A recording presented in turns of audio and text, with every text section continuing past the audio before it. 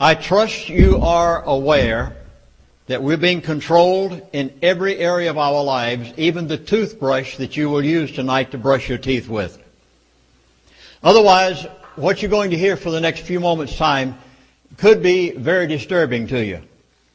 So, here are the facts. There is as much crude oil on the North Slope of Alaska as there is in Saudi Arabia.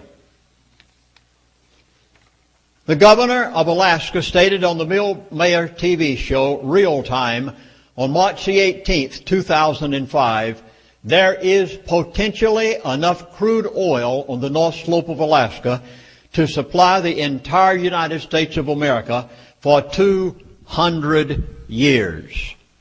He's correct. Peak oil is a misnomer. It is an idea perpetrated by the powers that be for the purpose of deceiving the American public. Russia has just drilled some what they call super deep wells to the depth of 40,230 feet. Super deep wells, which they call Kola SG3. They have found massive amounts of oil. The world is nowhere near running out of crude oil.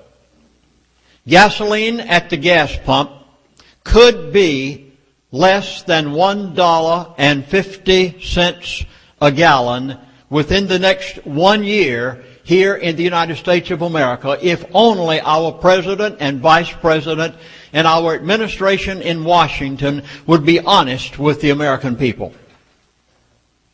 There is enough natural gas on the North Slope of Alaska to supply the entire United States of America for over 200 years if every other natural gas well in America were cut off tomorrow morning at the projected rate of increased consumption.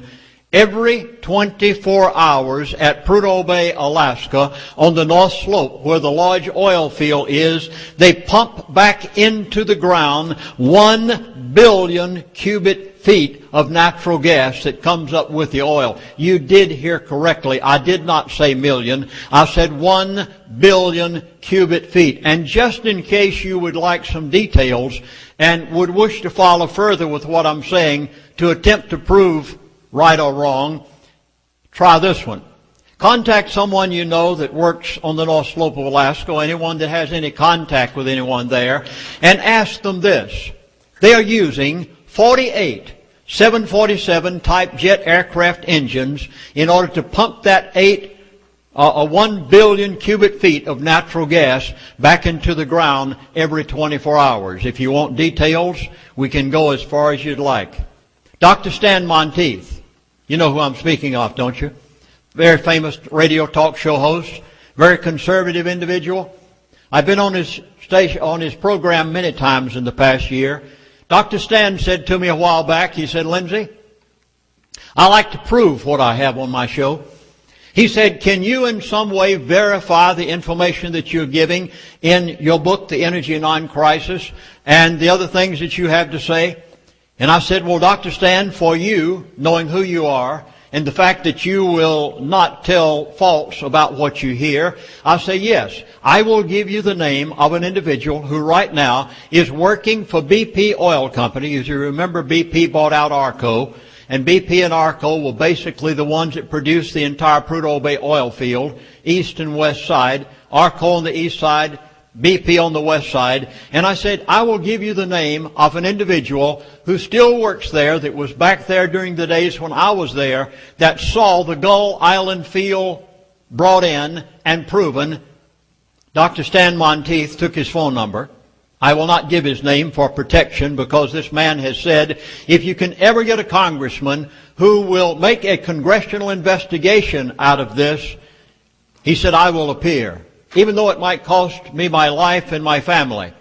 So I said, Dr. Stan, I'm sure you'll keep it there, and therefore I won't give his name tonight. But Dr. Stan called him, found out he does work for BP, verified who he was, and his question was, is what Lindsay Williams says in his book, The Energy Non-Crisis, true? The gentleman said, yes, everything he says is true in fact, but he said he hasn't told what I know since he left. And Dr. Sand said, "What's that?" He said, "Since Lindsay left the Prudhoe Bay oil field as chaplain, we since have discovered another field as large as Gull Island. America has everything we need on the North Slope of Alaska." My book, The Energy Non-Crisis, is the only book on the face of the earth that tells of the largest oil pool in North America, possibly the largest oil pool on the face of the earth, that was discovered, brought in, tested, and proven when I was there as a chaplain. And today, not one drop of that oil has ever been allowed to come to the American people by order of the government of the United States of America. Gasoline, within 12 months' time, could be at the gas pump in California less than $1.50 a gallon if only the administration in Washington would be honest with us as American people. I'll never forget that day. I had just gone to Alaska as a missionary. It was 1970. Came out in the Anchorage newspaper, Trans-Alaska Oil Pipeline to be built. 25,000 pipeliners to converge on the state of Alaska to build that 800-mile pipeline, 4-foot diameter, largest pipe ever constructed on the face of the earth for carrying of crude oil, $12 billion to be spent in 3 years' time, 25,000 pipeliners to converge on the state of Alaska. The first thing that came to my mind was, as a Baptist missionary, 25,000 of the most cussingest, drinkingest, onerous folks on the face of the earth. And believe you me, that was the understatement of the year when I arrived on the pipeline. So I went to Alaska Pipeline Service Company and I said, "Don't you need a chaplain on the Trans-Alaska Oil Pipeline?" They said, "Well, we never had a chaplain on any pipeline in the world. We wouldn't know what to do with you." They said, "Come back and see us later." Well, I did. I guess persistence paid off, because after a number of months they finally said, "All right, we'll let you have the northern 7 camps, including the big oil field at Prudhoe Bay, down to Galbraith Lake in the Brooks Mountains, and go up there and see what you can do. Just hold a worship service in each one of the camps once a day." Said the men don't know the difference. After all, they worked 6 weeks on, 6 weeks off, 12 hours on, 12 hours off. They don't know what Sunday is. And I did. About 6 months later, Mr. R.H. King, I'll never forget him, Mr. R.H. King came to me. He was a personnel relations man with Alaska. And he said, "Chaplain, we never knew what value you would be to us." He said, "You're literally saving us thousands of dollars of counseling fees that we aren't having to pay. And we have just voted to give you executive status if you will accept it." And I said, "Well, Mr. King, what does that mean? I've never been an executive on anybody's board but the Lord's." And I said, "Well, what?" He said, "Well, you can go any place you'd like, see anything you'd like to see. We'll let you have your own vehicle, give you an executive pass." And he said, "We would like to invite you to sit in on our board meetings in an advisory capacity in order to help the relationship between management and labor."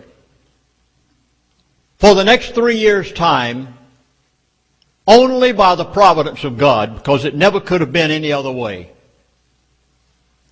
I had the opportunity to sit with, live in the same dorms with, rub shoulders with, sit across the table from the most powerful, controlling, manipulative men on the face of this earth. The ones that you only read about in books. It changed my life. I never knew such people existed. I'd been a Baptist minister for 20 years. I had had the privilege of being around honest people and deacons and good Christians. And all of a sudden I was thrown into the midst of those that you hear that control the world. If someone had asked me in 1970, "Lindsay Williams, do you believe there's a group of people on the face of the earth who control the world?" I would have said, not only do I believe it, I would have said in 1970, I would have said, "Who are you, a John Bircher?" If someone had asked me in 1980, "Lindsay Williams, do you believe there's a group of people on the face of the earth who tell the president what to do, who tell the Arabs what they're going to give them for a barrel of oil, who dictate to the world what they should do, I would have said, not only do I believe it, I sat and listened to them talk about it. For 3 years' time, strictly by the providence. Here I was, an unknown little aviation missionary. Nobody knew who Lindsay Williams was. Back out in the bush country of Alaska, and all of a sudden had an opportunity to sit with the people that you only read about. I remember one night, I've been around them all day long. I couldn't believe there were such human beings on the face of the earth. I remember I went back to my dorm room, utterly exasperated at what I had seen and heard that day. I lay down on my bed in utter frustration, looked up at the ceiling and literally cried out to God. And I said, God, how can there be such dastardly people on the face of the earth that literally control the world? Folks, there are people who control the world. They have an agenda. They know what they're doing. How do I know? I was there. I lived with them for 3 years' time. I sat in their board meetings and heard what they had to say. My book, The Energy Non-Crisis, and I've written 6 books, by the way, have 2 of them here with me tonight. My books, all of them, including this one, my first one, The Energy Non-Crisis, are different than any other books you'll ever read. The reason they're different is because I did not research someone else's materials in order to write these books. These books are what I lived. First-hand stories of the people that I rubbed shoulders with. Ones that I knew them by first name, and I was considered to be their chaplain and minister. The power controllers of the world, and I write from first-hand experience. I lived my story. Well, finally, after about 2 years of this, I decided no one's ever going to believe a little missionary like me. If I ever decide to tell this story, no one would pay any attention to it.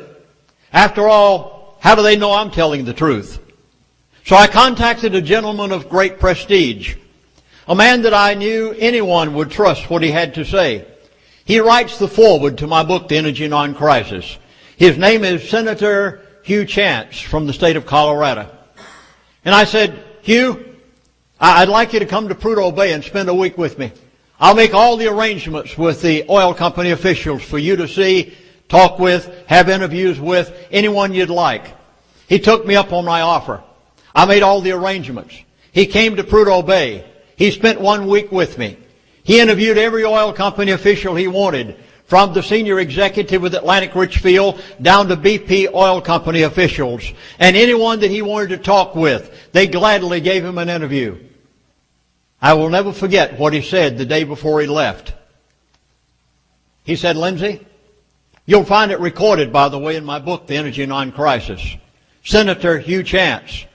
I had to have a reputable person to see what I was seeing, or how would the world ever believe what I was going to say? He said, Lindsay, I was sitting in the Senate of the state of Colorado when the men came from Washington, D.C. to brief us as state senators as to the energy crisis. He said, Lindsay, from what I have seen here this week, from the mock-ups of the field, from the documentation, from the people I've talked with, I've come to realize that almost everything that I was told in that top-level briefing in the Senate of Colorado by the men from Washington, D.C., that almost everything I was told was the exact opposite of what the truth really is. He said I was intentionally misbriefed and I was lied to. Later, when I wrote the manuscript to my book, The Energy Non-Crisis, I asked him to write the foreword to the book. He did. You'll find it recorded here with his name on it. I'll never forget that day. It was 1976. I walked over to Arco Base Camp one morning, and as I walked in the front door, there was standing a gentleman by the name of Jim Lawler. He was the equipments man for Atlantic Richfield. And I said, Jim, what's going on today? He said, well, Chaplain, would you like to really see something exciting? I said, well, Jim, I'm always in for excitement. What do you mean? He said, come on. hop in the pickup truck and let's go out to West Dock. He said, I'd like you to see what we think we have struck today. And I said, Jim, what's that? And as we rode along, he tried to explain that little island out in the Arctic Ocean, about 2.5 miles out from the West Dock at Prudhoe Bay, where the big flotilla came in every year. He said, Chaplain, we think we have just struck the largest pool of oil in North America and maybe the largest pool of oil in the world. Today we're going to release some oil, check the chemical analysis, the pressure of the field. We already know the size of the field. And he said the depth. And he went on to explain all the technical details that an oil man could. And when we arrived at the West Dock, we sat there for a few moments, and all of a sudden, a big black plume of smoke went up into the sky. That was back in the days when they still let them burn it off at Prudhoe. And after he watched it for a few moments, he said, come on, Chaplain, get in the truck. We got to head back to Arco Base. I want to see what's coming in from out at the well site. I'll never forget that day. And when you hear, as Paul Harvey says, the rest of the story, you'll know why gasoline could be $1.50 a gallon at the gas pump within 1 year's time if only the administration in Washington, D.C. would be willing to tell the American people the truth. We arrived back at base camp. Standing around the desk in Mr. Ken Fromm's office on the second floor of Arco Base was the top 8 oil company men of the world. I arrived with Jim Lawler at the door, and Ken Fromm, senior executive with Atlantic Richfield, said to me, come on in, Chaplain. And they closed the door. And there I stood that day with men that I never knew I'd rub shoulders with. Here I am, a simple missionary, aviation missionary out in the bush of Alaska, and all of a sudden I'm standing in the room watching the proof of the largest oil pool in North America and probably the largest oil pool in the world. Approximately, if I remember correctly, 8 men standing around that table looking at the mock-up of the field, looking at the perforations of the pipe, explaining all the details. I was invited in the room, and Mr. Ken Fromm, after a few moments of excitement, and I have never seen such excited oil men in all my life. They were almost beside themselves. And finally, Ken Fromm looked over at me, and he said, Chaplain, we have just done it. I said, Ken, you've just done what?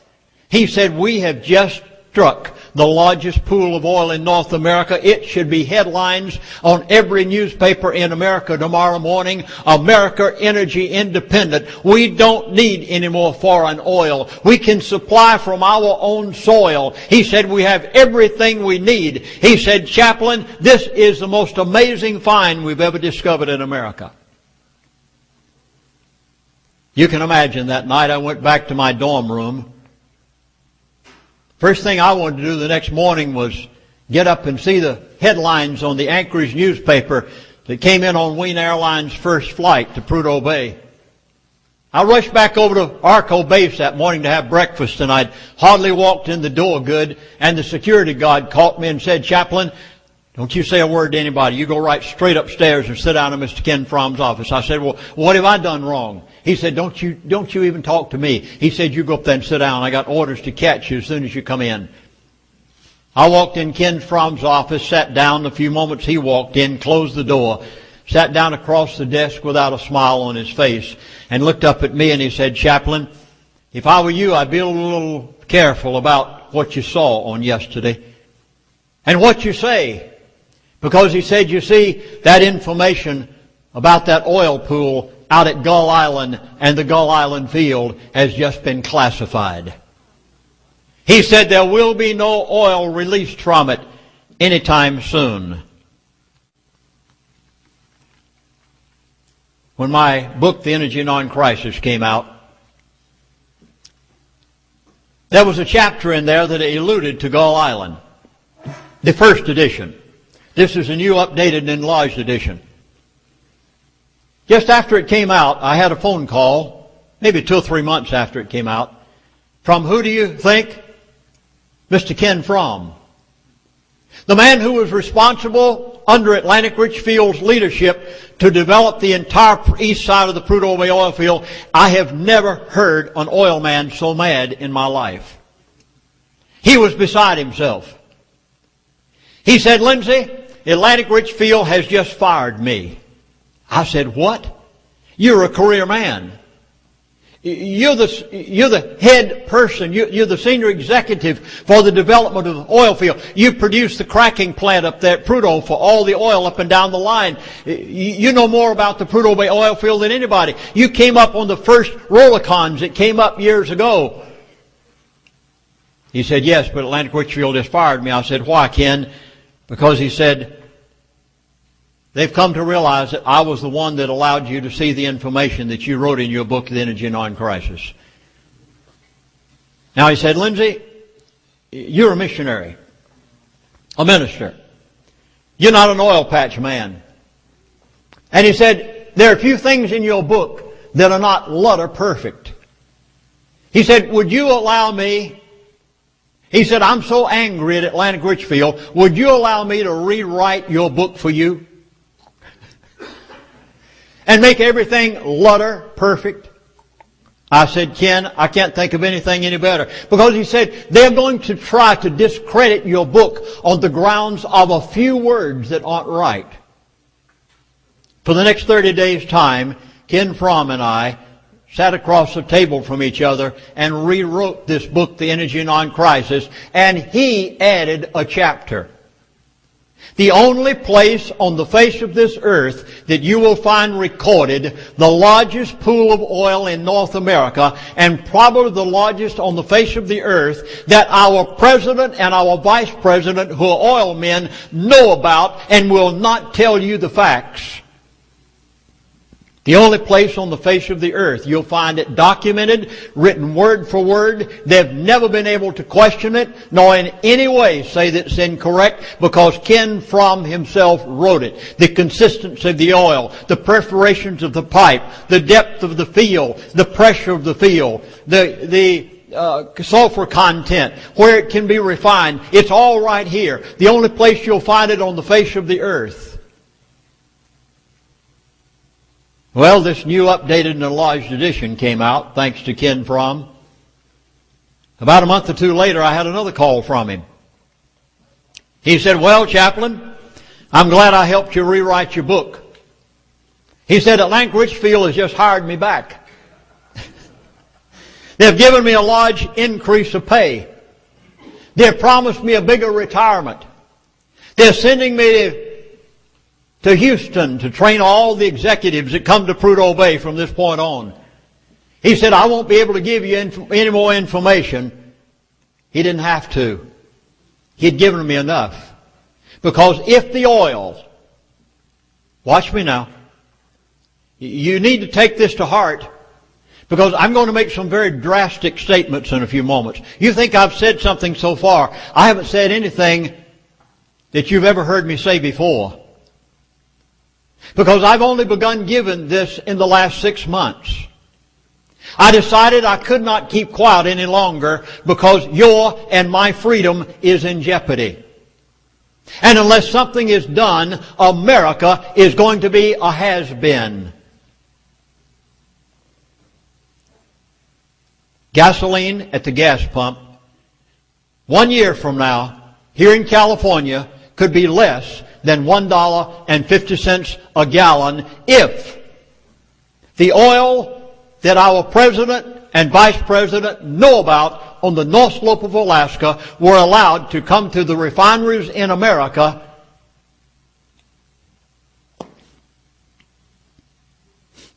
You know what it cost them to get a barrel of oil out of the ground at Prudhoe Bay, Alaska? Do you have the slightest idea what it cost Saudi Arabia to get a barrel of oil out of the ground? Well, I hope you have pencils and paper handy, because now I begin with some real nitty-gritty. And you may want to jot down some facts and some figures, because either things are changed with the administration in Washington, D.C. within the next few months, or America will be a has-been. Gasoline at the gas pump in California is going to be $4 to $5 a gallon in the very near future. How do I know? Well, what I'm to say from this point on, you will know that I know what I'm talking about. A little boy went to school one morning. It was down south. You know how they talk down there. I'm sure you must recognize that I have a southern accent. The little boy went to school and the teacher was going around the classroom asking each of the children what they had for breakfast that day. And little Susie spoke up and, show and tell. Little Susie spoke up and said, well, ma'am, I had bacon and eggs this morning. Finally came down to the little Johnny, a little country boy from way back out on the farm.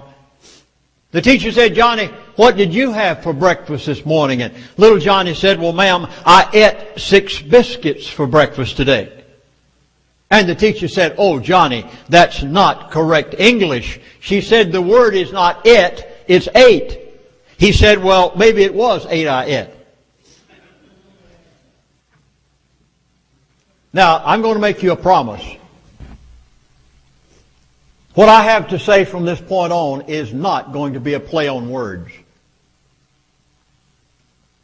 I'm going to tell it, as Paul Harvey says, the rest of the story that you don't hear in the news, that only a person who sat in the board meetings with these people, sat across the table from them, rubbed shoulders with them for 3 years, could have ever known. Things that I have not been willing to tell for the past 15 years for fear of my own safety. I've decided I cannot keep quiet any longer. So I hope you have those pencils and papers handy. In the early 60s, crude oil was chosen as the method of controlling the world. It affects every human being. There's only one thing that affects every human on the face of this earth. The toothbrush that you're going to use to brush your teeth with tonight is made out of plastic. Where does it come from? Crude oil. The plastic bag in the garbage can that you put in that you have in your kitchen, it comes from crude oil. The asphalt highway that you drove on in order to get here to this meeting tonight, it came from crude oil. The drugstore, the drugs that you buy, many of them come from crude oil. The shoes that you wear, more than likely they aren't leather. They're probably plastic. It came from crude oil. The polyester clothes that you're wearing, they're a product of crude oil. The price at the grocery store and the hardware store, it's going up because of the price of crude oil. My son and I went to the grocery store the other day. I keep very meticulous records. After all, I have to. Being in the business I'm in, if I was not a meticulous person, I wouldn't be able to write the books I wrote. And I keep records of what I pay at the grocery store for things. When I went to the grocery store the other day, every single item, without exception, had gone up from the previous week. My son and I had to go over to the hardware store and get an item. Daniel was kind of milling around the store. In a few moments he came over to me and he said, Daddy, you know that step ladder you had your eye on the other day that you wanted to buy, but you just didn't quite have the funds to buy it? And I said, yes. He said, you should have bought it. I said, why? He said, it's going up $19. Now, please write this one down, because it carries great weight with what I'm going to say tonight. What we pay at the gas pump is a form of taxation. Now, this is so important, I'm going to say it again. Very few things I repeat twice. What we pay at the gas pump for a gallon of gasoline is a form of taxation that goes to those who control the world. And before I finish my lecture tonight, I'm going to tell you who they are. You're going to be surprised. Well, I know what you want me to do. You want me to say certain names, don't you? Well, instead, I'm going to tell it to you as I lived it. Because you see, what you've read about in other books, not necessarily the truth.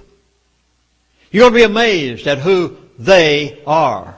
Gas prices at the gas pump in California will be $4 to $5 a gallon at the gas pump in the very near future. And Dr. Stan Monteith, a very reputable radio talk show host, said to me on the phone the other day, Lindsay, you're wrong. It's going to be $6 to $7 a gallon, and it wouldn't surprise me one bit that he's not right. And when it happens, your standard of living in America and mine is gone. And it's all done by a design plan that I knew about 25 years ago.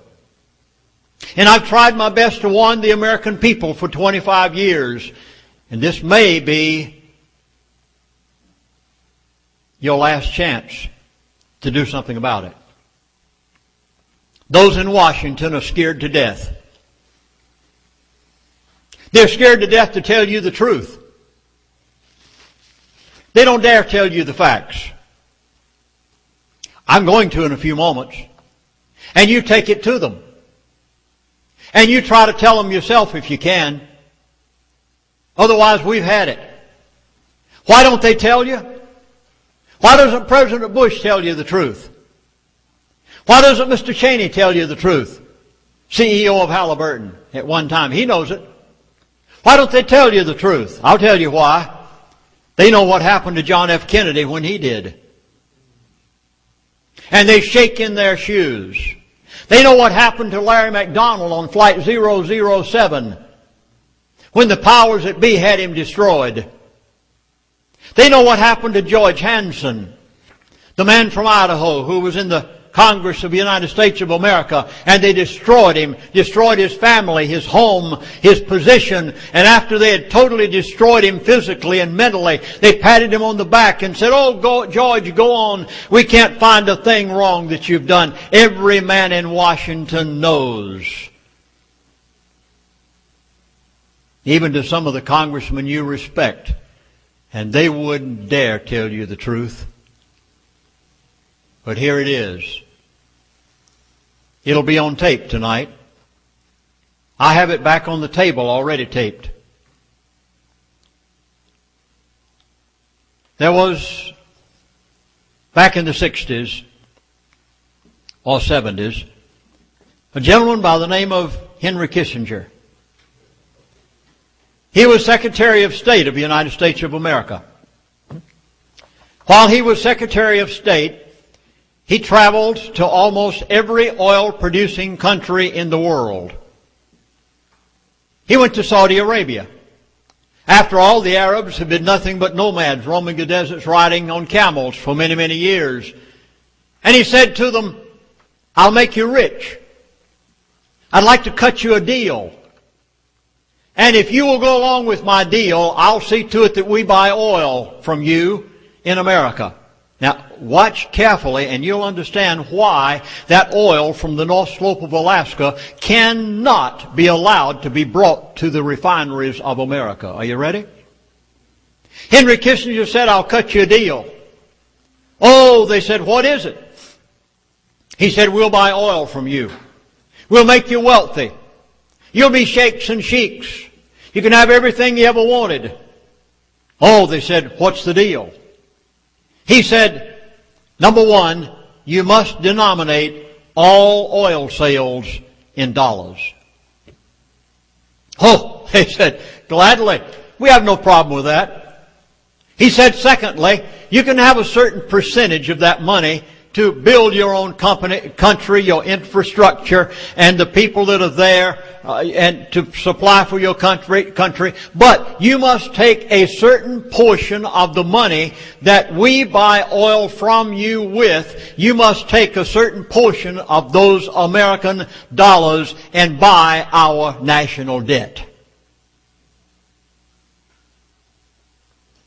They didn't have the slightest idea what they were doing when they signed on the dotted line. And today Saudi Arabia and the other oil-producing countries of the world have no choice. They must denominate in American dollars, and they turn around and buy our national debt is the only thing that is keeping the American dollar afloat today.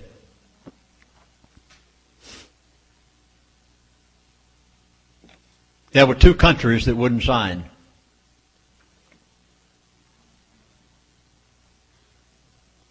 You're going to find this very startling.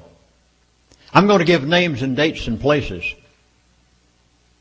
I never did this prior to 6 months ago. I knew it for years. You see, it finally gets to a point that you have one of two choices. Either be a slave in your own land, or tell the truth and hope somebody will listen to you. And that's the reason I came here tonight. To try to get a listening ear before it's too late. There were two countries that wouldn't sign on the dotted line in the days of Secretary of State Henry Kissinger. Number one was Iraq. Saddam. He was too independent. He said, I'm not going to be obligated. The largest known oil field on the face of the earth is Saudi Arabia. Second largest oil field on the face of the earth is Iraq. The third largest oil field on the face of the earth is Iran. I'm going to talk about Iran tonight. You're going to shake in your shoes when you leave from here. I'm not pulling any punches with you this evening. It's either now or never. Either something is done now or we're slaves in the very near future. Saddam said, I'm not going to sign on the dotted line. He had to be destroyed. Oh, there are a lot of people in the world just as evil as Saddam. A lot of Russian leaders that have killed more people than Saddam ever did. And yet we joined up with them in the last war. There are a lot of people in the world. Why did Saddam have to be singled out? Because he wouldn't go along. He wouldn't denominate in American dollars and buy our national debt. And President Bush Sr. had no choice but to destroy him.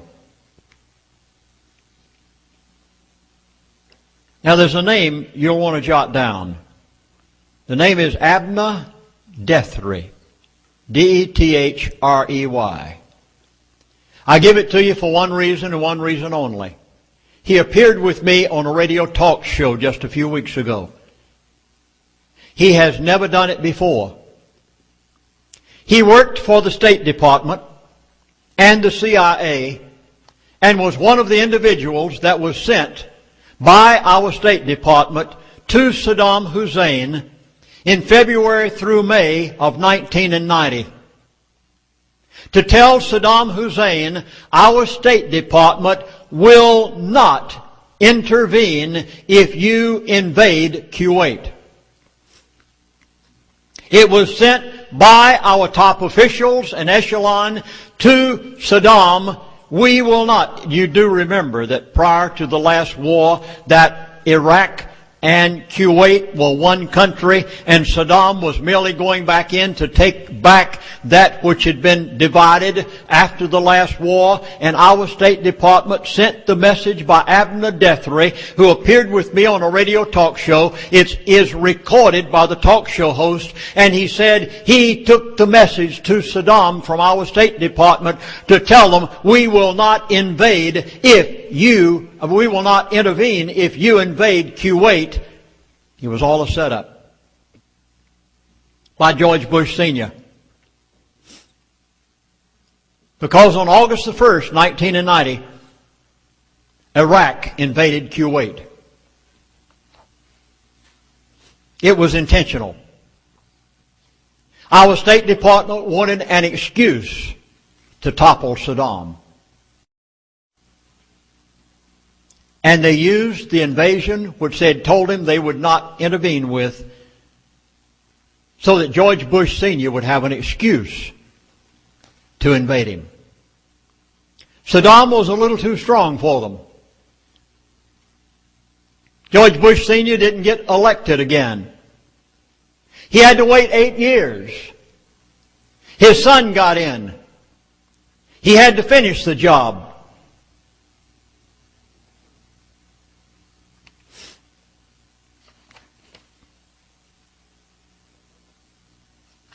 Surprising?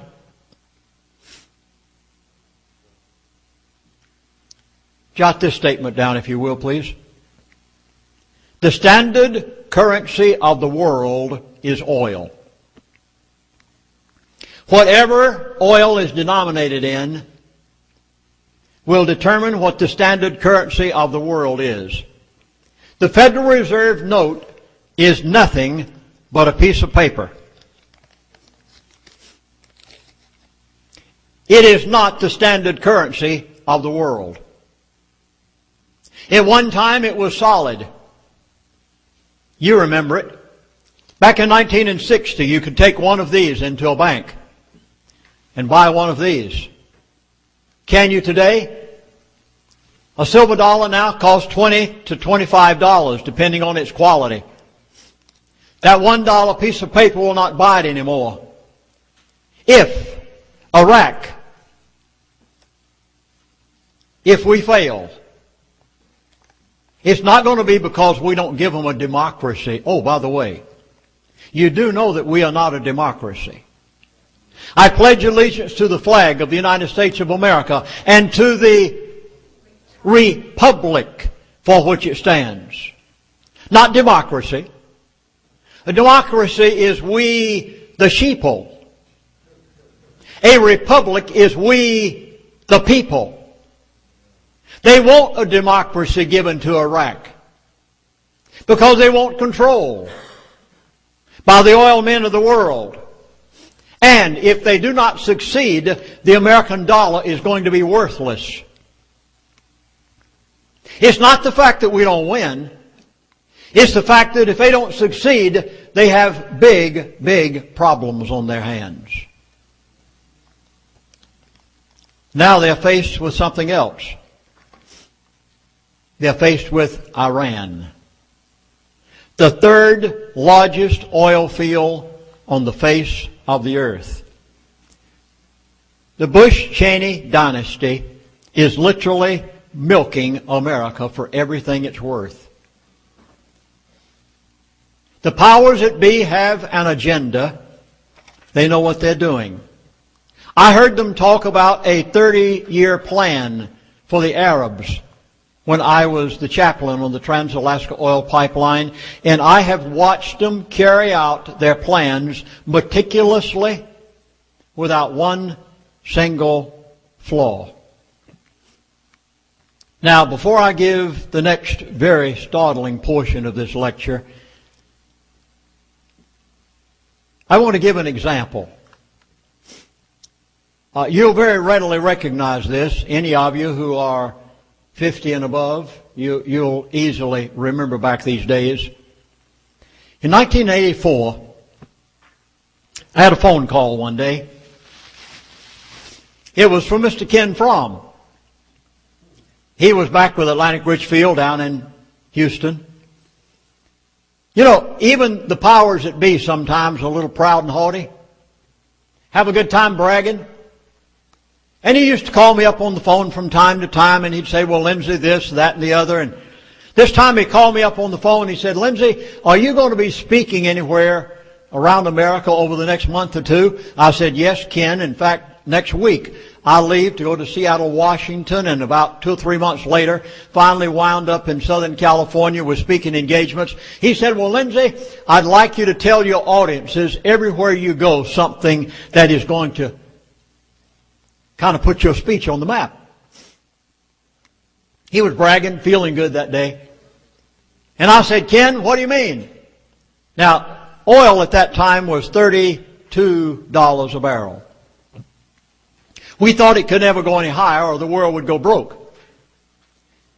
And he said, Lindsay, I want you to tell your audiences everywhere you go that crude oil is going to $10 a barrel. I said, Ken, no. No. I said that can't happen.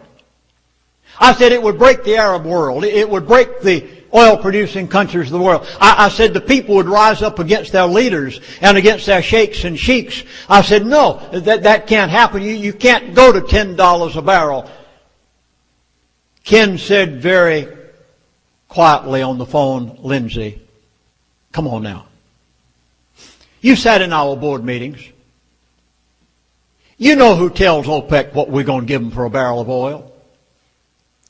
He said, Lindsay, you know who's doing this. He said, now come on. Take my word for it. It is going to $10 a barrel. By the way, do you know what the price of gold was back at that time? $800 an ounce. You remember it spiked up to that?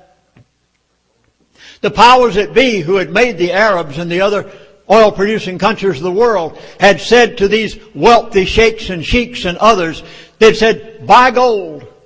No greater investment in the world than gold.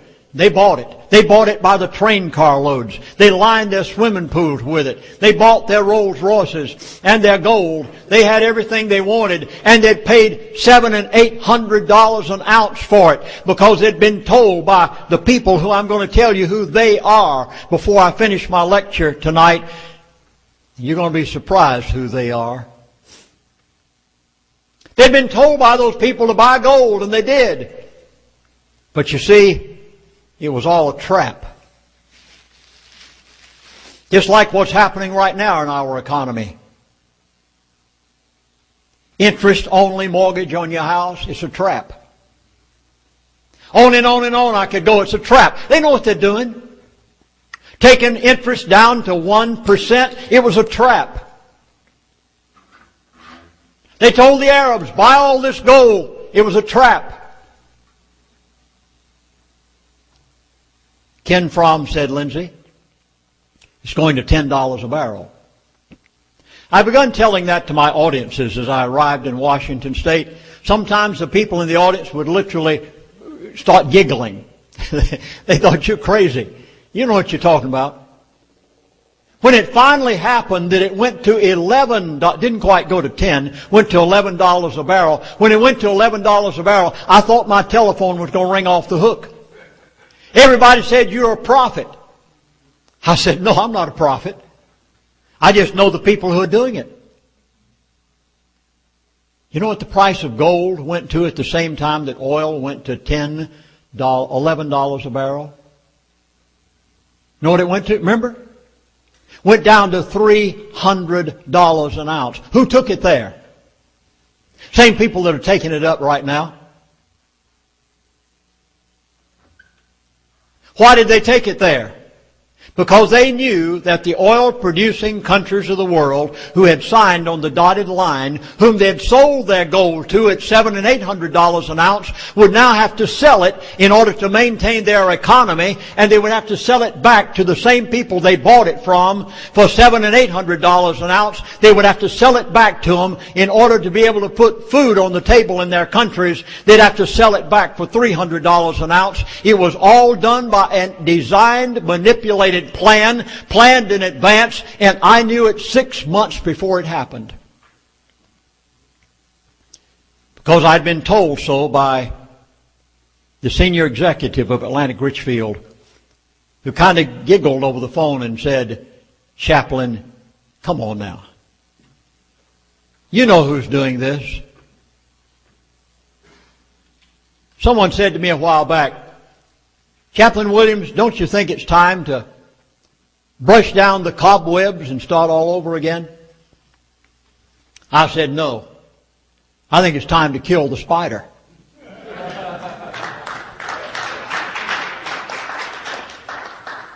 The price of gasoline at the gas pump is a form of taxation imposed by them. Who are they? You want to know who really makes the money that you're paying at the gas pump? Now, this will probably be the most startling thing I'll say tonight. I'm going to prove to you who they are. You see, I knew 25 years ago. After all, I sat with them. I listened to them. I couldn't believe what I was hearing. By the providence of God. No other way. Who are they? Let's start the chain. Any product, I care not what it may be. A flag, a picture, a table, a chair, whatever it may be. There is first of all a manufacturer. Then the manufacturer sells it to a wholesaler. Then the wholesaler sells it to an in-between man who sells it to the retailer, and the retailer sells it to you. It's a chain. It's true in almost every product. I care not what it is. It's also true in oil. The only thing is, you don't know who the in-between man is because they don't tell you. But I'm going to tonight. First of all, there is the oil-producing country of the world. And I'm going to take as an example the one that you recognize and hear most about, Saudi Arabia. They bring it out of the ground. You know what it costs to bring a barrel of crude oil out of the ground in Saudi Arabia? $5. You know what it costs to bring a barrel of crude oil out of the ground at Prudhoe Bay, Alaska? $3. I didn't say transport it. I didn't say refine it. I said bring it out of the ground. It cost Saudi Arabia $5, cost the North Slope of Alaska $3 from our own soil. Why are you paying $3 at the gas pump recently? Why are you going to pay $4 and $5 and $6 at the gas pump in the very near future? Mark my words. You're going to call me on the phone and say, Lindsay Williams, you were a prophet the night you came to this forum. You mark my words, you will. And I'm going to tell you no. I tried to warn you. You can't drive these freeways at $4 and $5 a gallon and go back and forth to work and put food on your table. You have to depend on the automobile in California, and you'll be taking food off the table to put in the gas tank so you can run it out your exhaust pipe. You mark my words. It's already planned. How do I know? Who gets the profit? First, there's the oil-producing country. Then there is someone else that you don't know about. Thirdly, there's the oil company. Oh, all-time record profits. They say, we've never seen them make such profits. That's exactly right. They've never made profits before like they're making right now. They're not making anything compared to what that in-between man makes. And then there's a little service station attendant. Oh, sure. He's happy when it goes to $3 and $4 a gallon. He's making a few more cents per gallon. And he just thinks that the world has arrived at his house. Who is the person who is making this big in-between amount? Well, I know what you want me to do now. You're expecting me to get ethnic, aren't you? You want me to talk about some family, don't you? I'm not going to do it. Because I know better. I know who they are. I lived with them for 3 years. Who are they? I'm going to call them by name. I'm not beating around the bush. I'm just trying to get you prepared for a startling statement that you probably have never heard before. Who are they? Who's this in-between person? They sit behind the computers in New York and London every day, and they tell OPEC what they're going to give them for a barrel of oil for that day. They told Ken Fromm they were going to $10 per barrel, and he called up this little missionary out there in the bush of Alaska and said, Lindsay, tell people when you go around for your speaking engagements that we're going to $10 a barrel. How did he know it? Because they knew it. They sit behind the computers in New York and London every day and tell every oil-producing country in the world what they're going to give them for a barrel of oil for that day, and they are the only ones that know what they're going to give them. And they're making exorbitant profits. I'd like to give you an example of one of the profits they're making. You heard recently, you probably didn't recognize it. You see, the only difference between me and the average person is I know their buzzwords. If you'll listen to the powers that be, you listen to Mr. Greenspan. He tells you the truth. You just don't understand his buzzwords. You listen to the head of Exxon who testified before Congress here just recently. You listen to what he said. You didn't know what he was talking about because you didn't know his buzzwords. He everything but told Congress, get off my back, or else. I know what the or else was. Why? Because I lived with them for 3 years. Who are they? You remember just recently? You heard on the news. I mean, it was all across America. I heard it on the national news. World Bank, IMF, forgive all third world countries their loans. Did they? Did you know what they were talking about? No. You didn't know what they were talking about. I did. Where'd they get the money from to forgive all of those third world countries their loans? You. Where'd they get it from? Gas pump. $2.50, $3 a gallon. You've forgotten the days of 25 cents a gallon, haven't you? Back in the 60s. Got a very short memory. Well, you're going to have a very good memory when it goes to $4 and $5 a gallon in the very near future, and you can't afford to put it in the gas tank any longer. You're going to remember what I've said tonight and wish you had taken more action than what you've been taking. Because you see, they could forgive all of those third world countries their loans. They in turn can see to it that the national debt of the United States of America is financed through the oil producing countries of the world. They can do every bit of it because their representatives sit behind the computers in New York and London every day and tell the oil producing countries of the world what they're going to give them for a barrel of oil for that day. And who are they? They're not the oil refineries. You're pointing your finger at the wrong people. And I don't work for them. And I never got 1 penny of remuneration or salary when I was on the Trans-Alaska Oil Pipeline. I was paid by my Baptist Mission Board. Alaska Pipeline Service Company never gave me 1 penny. I am not obligated them in any way. You are pointing the finger at the wrong people. The oil companies are making exorbitant profits. Sure they are. But who's making more than they are? The IMF and the World Bank. Who forgave the third world countries their loans? The IMF and the World Bank. How did they do it? You paid it. They diminished our lifestyle in order to give to those countries.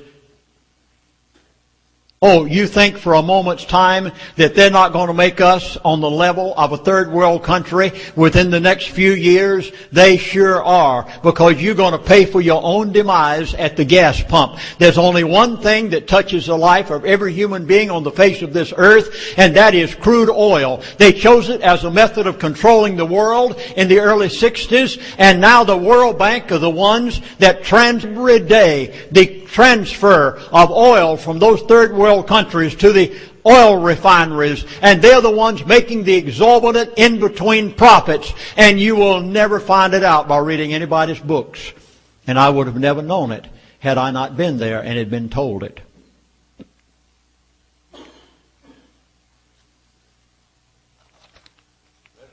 Goldman Sachs predicted that crude oil will reach $105 a barrel. Who makes the profit? The World Bank and the IMF. By the way, you getting tired? You sure? Nobody going to sleep? Okay, I'll give one more here if you don't mind. Are we running too long? Okay, I'll put this one in. I didn't give it last night. Brazil. Brazil went to the World Bank many years ago and said, we'd like to build Brasilia. We want to make a great nation down here in South America. We need a loan. The IMF said, sure, we'd be glad to give you a few $1 billion, but we want some collateral. Oh, Brazil said, fine, we own the wealthiest land in the world, the Amazon River Basin. Oh, they said, come on, let us have that as collateral, and we'll be more than happy to give you billions of dollars to build your country. They built Brasilia. They did everything imaginable. Finally, Brazil couldn't quite make it. Like none of these other third world countries can too well. Except Chavez. And a few others. They wouldn't denominate in dollars. And so they said, Brazil comes back and says, oh, we can hardly even make the interest on the payments. The World Bank said, no problem. We'll be glad to give you another line of credit. You know, they didn't give them any money. Didn't give them any gold, no silver, diamonds. Brazil had all that. What did they give them? Computer entry. So the World Bank said, yeah, we'll be glad to give you another computer entry. We'll give you another line of credit. Brazil said, oh, thank you, thank you. Oh, but they said, remember, you gave as collateral the Amazon River Basin. Who owns it today? The World Bank. Brazil doesn't own it. They had to give it to them for another line of credit. Anytime the price of a gallon of gas is over $2 a gallon, it went past that a long time ago, at the gas pump, the people who control the world make over $60 billion per year. I hope you'll put that figure down. When crude oil prices increased from $30 to $50 a barrel, the world has to shell out an additional $600 billion a year to the oil-producing countries of the world, who in turn turn around and buy our national debt. Now, what is going to affect your life in the immediate? It's called Iran. It is the third largest oil field in the world. Iran has said that by a certain date, and by the way, that date was given to you tonight by Wendy. I'm not going to repeat it. I will afterwards in questions and answers if you'd like. I have a reason for not giving it right now. I'm being careful what I say tonight. I know this is being recorded. Iran has said by a certain date,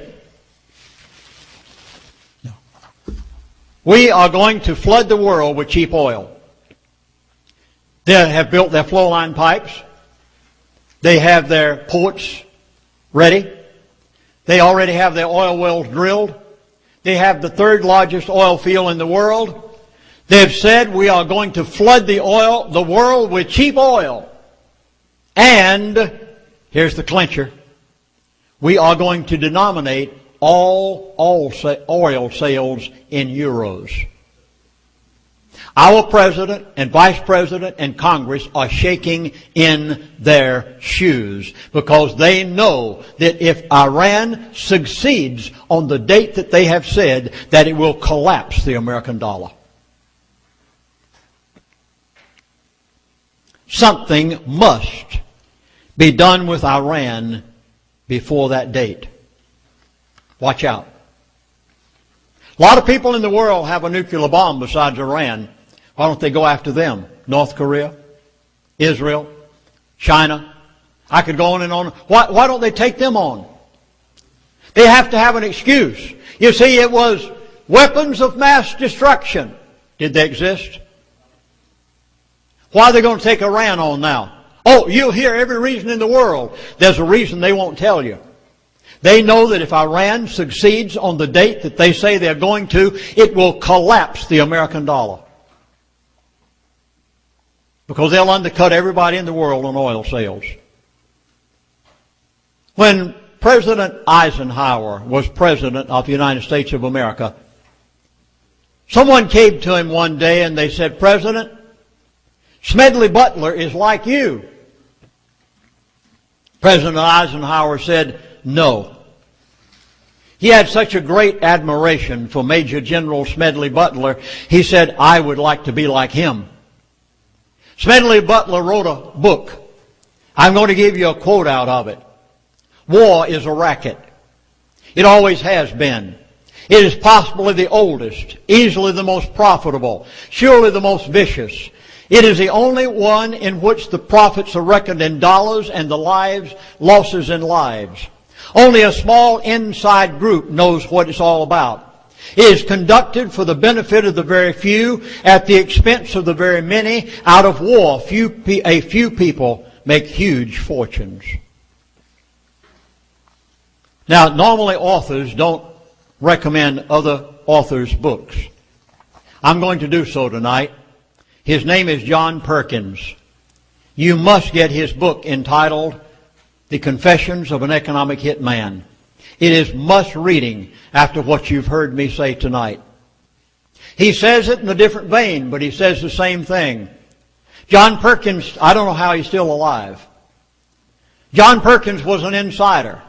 He worked for the powers that be. In his book, he says, economic hitmen are highly paid professionals who cheat countries around the globe out of trillions of dollars. They funnel money from the World Bank and the U.S. Agency for International Development and other foreign aid organizations into the coffers of huge corporations and the pockets of a few wealthy families who control the planet's natural resources. Their tools are fraudulent financial reports, rigged elections, payoff, extortion, sex, and murder. He should know he did it. And afterwards had such a guilt conscience that he had to write a book even at the cost of his own life. He is still alive. When Mr. Green, now I'm coming down to the closing and the punchline. I'm going to tell you why gasoline cannot be $1.50 a gallon at the gas pump. I'm going to tell you why they cannot allow the Gull Island oil pool to ever come to the American people. But I've got to lead up to it with this. And with that, I'm going to close.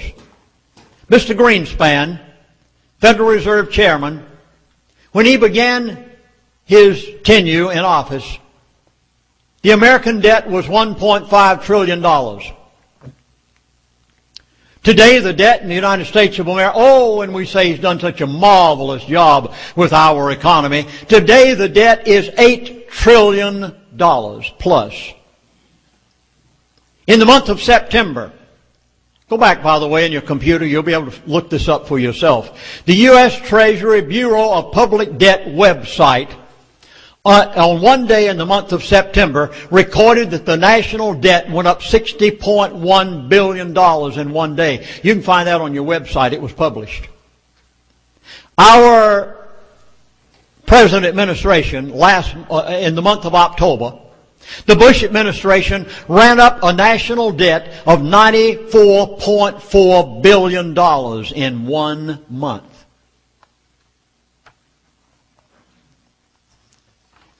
OPEC oil producers are at maximum output.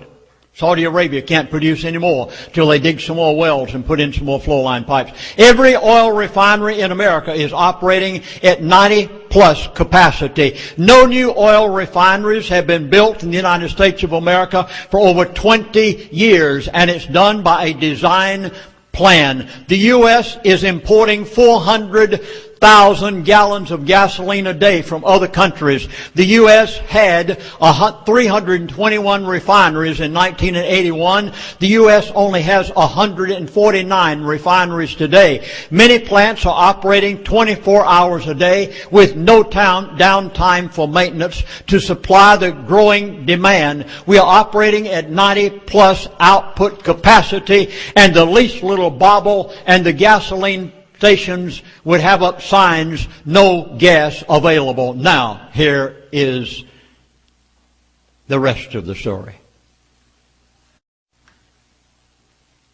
President Bush cannot allow oil from the North Slope of Alaska to come to the United States of America. Because if he did, The oil-producing countries of the world who signed on the dotted line in the days of Henry Kissinger would not be obligated to take a certain portion of everything that we give them in payment for oil and turn around and buy our national debt. And the pork in Washington, D.C. and the $8 trillion debt would collapse the American economy and the American dollar. Therefore, our administration today cannot afford to allow you to get the oil from Gull Island Pool, because if they did and brought it out of the ground at $3 a barrel and allowed American refineries to refine it, gasoline at the gas pump within 1 year's time could come down to $1.50 a gallon or less. But Bush and the others in Washington know it would collapse our economy if they did it, and they cannot tell you the truth.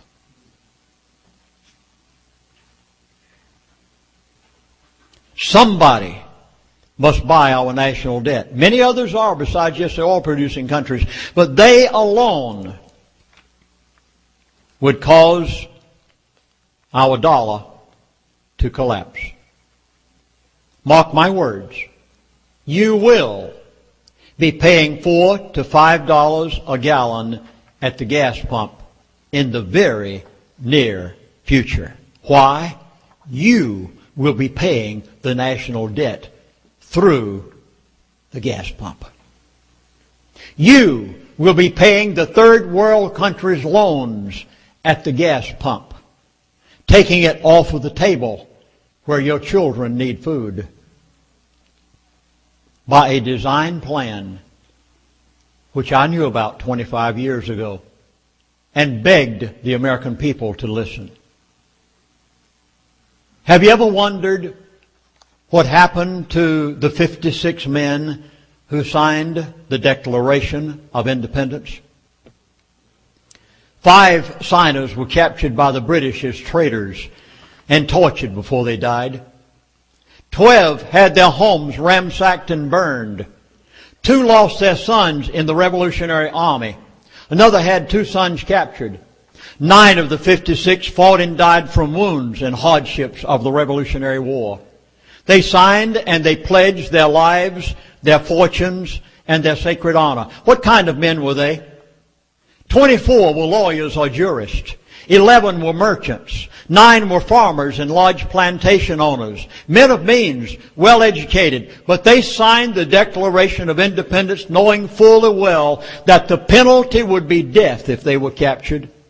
Carter Baxter of Virginia, a wealthy planter and trader, saw his ship swept from the seas by the British Navy.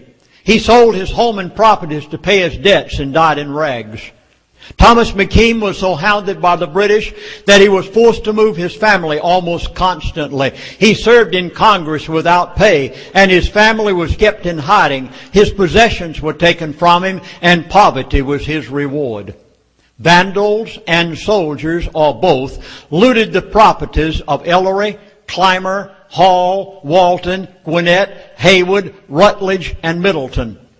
At the Battle of Yorktown, Thomas Nelson Jr. noticed that the British General Cornwallis had taken over the Nelson home for his headquarters. The owner quietly urged George Washington to open fire. The home was destroyed and Nelson died bankrupt. Francis Lewis had his home and properties destroyed. The enemies jailed his wife and he died within a few months. John Hart was driven from his wife's bedside as she was dying. Their 13 children fled for their lives. His fields and grits mills were laid waste. For more than a year he wandered in forests and lived in caves, returning home to find his wife dead and his children vanished. Within a few weeks' time he died of exhaustion and a broken heart. Norris and Livingston suffered similar fates. Such were the stories and the sacrifices of the 56 men who signed the Declaration of Independence. They were not wild-eyed, rabid, rousing ruffians. They were soft-spoken men of means and education. They had security, but they valued liberty more. Standing tall and straight and unwavering, they pledged for the support of this declaration with a firm reliance on the protection of divine providence. We mutually pledged to each other our lives, our fortunes, and our sacred honor. And gave to you and my son here and me the privilege of a free land, and to be an assembling tonight as free people.